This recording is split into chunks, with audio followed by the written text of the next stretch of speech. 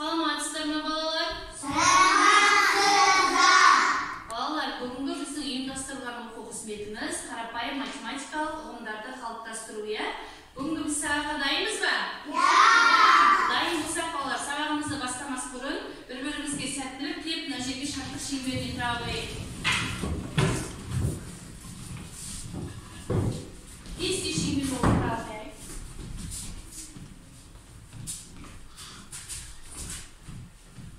Бәріміз бірге, менімен бірге кері қайталаймыз. Қайырлы күн досым, ұстай ғой. Қайырлы күн досым, қайырлы күн болсын. Сәрсенбінің сәтті, сәттілікке толсын. Жарайсыңдар балалар, орнымызға отыра қояйық. Балалар, көңіл-күйіміз қалай? Тамаша. Жарайды. Ендеше тамаша болса, сабағымызды бастаймыз. Балалар, біздер алдыңғы сабақта қандай тақырыппен танысып едік? Бүтін және бөлік деген тақырыпты өттік қой. Мысалы, мен алманы бір тілімге білсем, ол неше бөлікке бөлінеді? Екі бөлікке бөлінеді, дұрыс айтасыңдар. Мысалы, пиццаны екі тілімге білсем, неше бөлікке бөлінеді? Төрт бөлікке бөлінеді екен. Жарайсыңдар балалар, алдыңғы сабақты түсінген екенбіз. Балалар, бүгін мен сіздерді мынадай монеталар арқылы бағалайтын боламын. Кім сұраққа дұрыс жауап берсе, соған 100 теңгелік монета, орташа деңгейде жауап берсе 50 теңгелік монета, одан да төмен бағада жауап берсе 20 теңгелік монета арқылы мен сендерді бағалаймын. Түсіндік қой балалар? Сабақтың соңында кім көп монета жинайды екен, соны анықтаймыз. Олай болса, балалар, бүгінгі біздің жаңа тақырыбымыз қарапайым мысалдар арқылы есептер шығару деген тақырыпты өтеміз бүгін. Бүгінгі біздің сабағымыздың мақсаты осы берілген мысалдарға солардың орнына сандар мен таңбаларды жазу арқылы есептерді шығаруды үйренетін боламыз. Олай болса, бәріміз тақтаға назар аудара қояйық.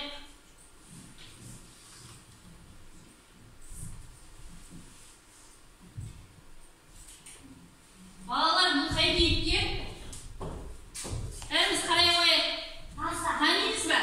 Маша, Машаға бүгін біздер осы есеп шығаруға көмектесетін боламыз. Балалар, мынау қандай таңба? Қосу, дұрыс айтасыңдар. Азайту және тең болады, яғни теңдік белгісі екен. Балалар, енді баршамыз мына жерде сурет көріп тұр ма? Ненің бейнесі? Қандай құс? Көгершін құс екен, дұрыс айтасыңдар. Барлығы мына жерде неше көгершін бар бізде? 4 көгершін тұр. Төрт көгершінің нешеуі ұшып бара жатыр? Біреу ұшып бара жатыр. Соны біздер қазір сан түрінде, яғни қарай қояйық бәрімізді төркөздерге. Енді осы төркөздерді мысалдың орнына осы сандарды қою арқылы есепті шығарамыз. Барлығы бізге неше көгершін берілген дедік? 4. Жоқ, 4 көгершін берілген. Мына жерде қай санды жазамыз? 4. Ал неше ұшып бара жатыр? Біреу, яғни 4-тен нешені не істейміз? Ортасына қандай амал қоямыз? Азайту, яғни алу амал қоямыз. 4 көгершін, 4 азайту. 1 дейміз, бізде тең болады. Неше көгершін қалады? 3 көгершін қалады. Жарайсыңдар балалар.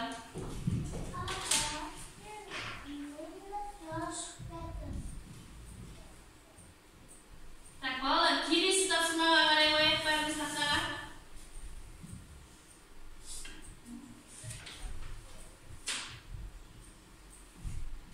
Так, келесі тапсырмаға қарай қояйық. Мына жерде бізде неше көгершін барлығы? Мына жерде тұрған неше көгершін? 3 көгершін. Оған неше көгершін келіп қонды, қосылыватыр, ұшып келіп? 2 көгершін қосылыватыр. Яғни оны есеп түрінде қалай жазамыз? Төркөздердің орнына жазайықшы. 3 қосу, дұрыс. 2 тең болады. Неше болады барлығы? 5 болады. Жарайсыңдар балалар.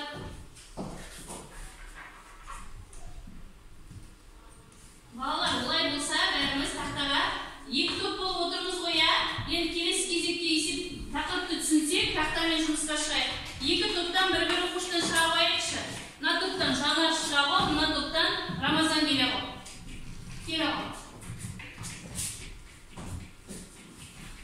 Так, мына жерде бізге ненің суреті берілген? Жанар айта қойшы, ненің суреті?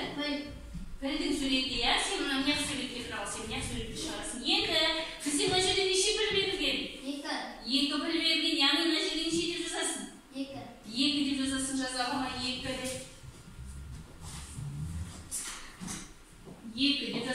Келесі неше піл берілген? 2 піл берілген жазамыз, иә? 2. Осы мысалдарды сан түрінде жазамыз. Енді 2-ге 2 қосқанда неше болады? 4 болады, жарайсың. Дұрыс. Келесісін шығарамыз. Рамазан, сен дайындалып тұра ғой, иә? Келесі бізге ненің суреті берілген? Маймыл. Бірінші неше маймыл бар бізде? 3 маймыл жазамыз сан түрінде. 3. Оған қосамыз неше маймылды? 2 маймылды. Жазауға дұрыс. Барлығы бізде сонда неше маймыл болады екен? 5 маймыл болады екен. Келесі бізде ненің суреті берілген? Арыстанның суреті берілген, жарайсың. Мына бірінші берілген арыстан неше санаймын? 5. Дауыстап санаймын. 5 ерді сұрақа, 5 жазауға дұрысы. Келесі бізде неше арыстан берілген? 3. Сан түрінде жазамыз. 3. Енді барлығы бізде неше арыстан болды? 5-ке 3-ті қостық. 8. Жарайсың. Жанарсыз отыра қоя. 5 саған 100 теңгелік монетамен бағалаймын. Есепті өте дұрыс шығарды. Орнына отыра қой. Келесі Рамазанды тыңдай қояйық балдар. Рамазан, бірінші мынау ненің суреті? Гүлдің суреті. Бізге неше гүл берілген? Гүлдерді санайық дауыстап. 1, 3, 4. Яғни жеге жазамыз. 4 екен, 4 деп жазамыз. Келесі суретті санаймыз. Тағы неше гүл берілген бізге? 4 гүл берген, жарайсың. 4 деп жазамыз. Сонда 4 гүлге 4 гүл қосқанда неше болады, Рамазан?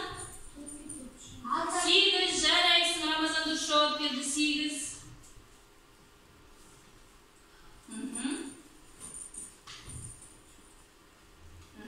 Келесі, мына астында, мына ненің суреті? Бананның суреті. Бізге неше банан берілген? 6.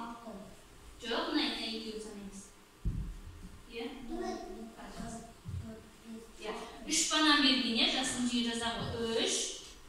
Бірінші суретте 3 банан берілген, екінші суретте неше банан берілген? 3 банан берілген жазағы. Сонда тең болады, мәні неше шығады бізде? 3-ке 3 қосқанда неше болады? 6. Жарайсың, дұрыс. Тек дауысын қат деп шығару екен ғой.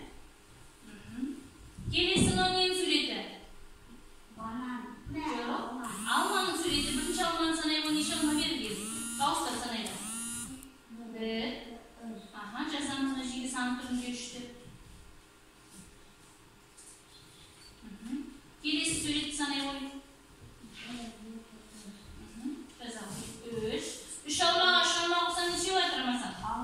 6 болады. Жарайсың, Рамазанда есепті өте тамаша шығарды. Жарайсың, мен сені 100 теңгелік монетамен бағалаймын, иә? Орнына отырамын. Орнына отырамын. Балалар, келесі бізде дәптермен жұмыс. Дәптеріміздің нешінші беті? 14-ші бетін ашағайық. Бізге ненің суреті берілген? Алдыңа қарай ғой. 14-ші бетіндегі бірінші тапсырма. Суреті берілген. Ненің суреттері мынау? Барлығы бізде неше құмырсқа? 5 құмырсқа. Осы 5 құмырсқа нешеуін сызықтаған? 3-еуін сызықтаған. Яғни 5-тен нешені азайтамыз? 3-ті азайтамыз. Тең болады, мәні неше шығады? 2. Бос торкөздің орнына бос торкөзге мәні жазамыз. Әрқарай өзіміз шығара қояйық. Сүртті қояп алды. Келесіде неше құмырсқа берген бізге? 8 құмырсқа берген, жанарыз дұрыс жауап беріп отыр. 8-дің нешеуін сызықтаған? 3-еуін сызықтаған. Сонда бізде сызылмаған неше құмырсқа қалды? 5 құмырсқа қалды. Жарайсың, ұрлапты, жарайсың, Айзере.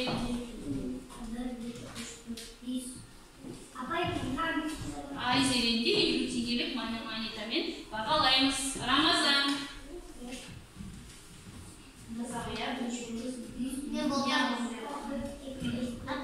Балдар, келесі болса, сіздерге топтық жұмыс. Балалар, олай болса, орнымыздан тұрып, сергіту жаттығуын орындай қояйық. Біз партаның шетіне шығамыз. Санау сергіту сәлді. Біз бірге қайталап, дауыстап санаймыз. Сөйлеп тұрамыз, балдар.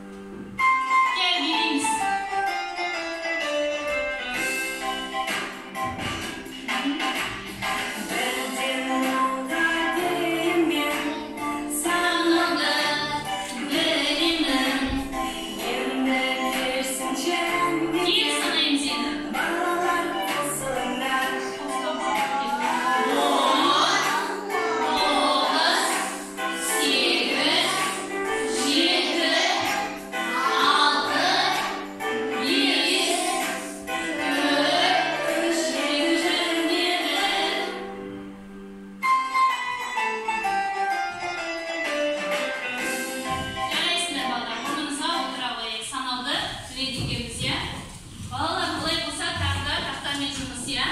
Taqtaga kim chiqqisi keladi? Rayan chog'i. Ayzira keladi, hozir chiqamiz. Chiqamiz, barimiz chiqamiz bolalar, barimiz chiqamiz. Tak, mana yerga kelamiz. Bizlar mana akvariumni ko'rib turibmiz bolalar ya. O'sha akvarium arqali akvariumga baliqni jinaymiz. Bizga baliqning ardida eseplar berilgan. Sol esepni chiqarsak qana akvariumga baliqni o'rnashtiramiz. Rayan, seni qanday esep berding? Davostab o'qib qo'y. 6 qo'shib 4. Ya, 6 4 qo'shganda necha bo'ladi, Rayan? 10 bo'ladi, jaraysiz Rayan. Uni akvariumga o'rnashtirib o'rnashtirib. Jaraysiz Rayan, kelyapsiz, yedi yuruvchi kelib, monetani bog'laymiz, jaraysiz uni o'tirib oldi. Kelesi Ayzira tanday qilib baqdi. O'qiyga eshigini ishni qilsamiz. Ya. 2 qo'su 2 nechi bo'ladi? 2 ga 2 qo'shganda nechi bo'ladi? Aytamo? 4 bo'ladi ekan, jaraysiz Ayzira. 4 bo'ladi deb baliqni o'rnashtiramiz akvariumga. Jaraysiz Ayzira, men sen Ayzira. Kichkina o'tib qolding ya, 20 chungilik monetamen bog'laymiz. O'tira olma. Kelisini otibdan. Tak, baliqni qanday o'tkazaysiz deb jeytirib, qanday baliqni qandaymiz baliqqa oyoq tizitib bo'ladi. Ardidagi esepni qaraymiz, esepga qaraymiz. Adiyasan eshigini ishni qo'shgan. 4 qo'su 4. Ya 4 ga 4 qo'shamiz necha bo'ladi ya? 8 bo'ladi, jaraysin. O'rnashtirib akvariumga. Nusrat sen ayta ol. Ishini qandaysan? 5 aya 5 dan 3 ni istaymiz. Azaytamiz. 5 dan 3 azaytganda necha bo'ladi? 5 dan 3 azaytganda necha bo'ladi? 7 bo'ladi, so'ra jaraysin. Agar to'xtay olmaysangda 20 yil monetamen bog'layman ya, kichkina o'tib qoldirsin. Nusrat kilo olmaysan, 20 yil monetamen bog'layman ya, deb javob berdim. Kelesi Aysisin. Davosda o'qiydi. Ishini qo'shamiz. Ya, qaysan? 5 ikkovini istaymiz. 5 ga 3 ni qo'shamiz, necha bo'ladi Aysizim? 5 ga 3 qo'shganda. Yo'q, 5 ga 3 qo'shganda necha bo'ladi? 5 ga 3 qo'shganda necha bo'ladi bolalar? 8 bo'ladi. Tushunasizmi? Siz kelayapsiz. O'rnida. Akvarium yoztiramiz.